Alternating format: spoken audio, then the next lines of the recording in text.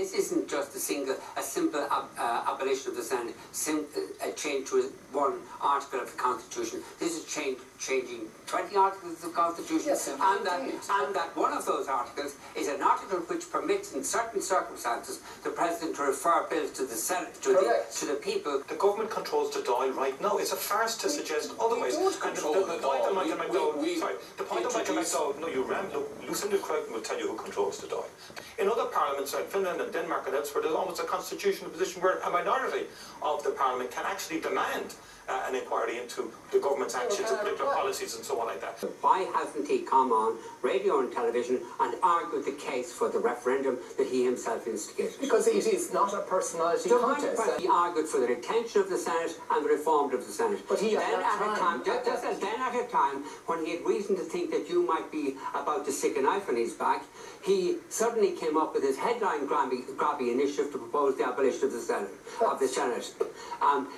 And the suspicion is this was a gimmick, and that's why we've been asked to vote in this bill. No, it's not a gimmick, and I think it stands on its own case. I can't think of any initiative that was taken with regard to constitutional change that somebody initiated the idea and then refused to argue for it at every form that it was offered. If President Obama was to abolish the US Senate, are you seriously suggesting he wouldn't go before the public and debate the pros and cons? But he sends you out all the time now, George. The record, the Taoiseach did not debate these referenda. He debates nothing. Debate. Enda Kenny has said that if the people vote to retain the Seanad, he will not reform it. Will Sinn Féin back the government and say no reform?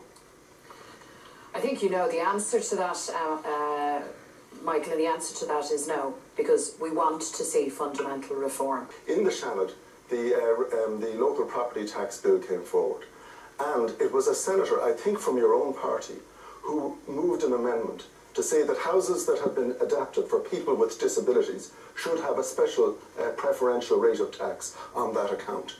The minister said, I hadn't thought of that, that's a good idea. There was the Seanad standing up for people with disabilities. If you go into the Seanad, you're now down to a government which now we know is controlled by 4 ministers, this famous Economic Management Council, who literally will be controlling and deciding almost everything.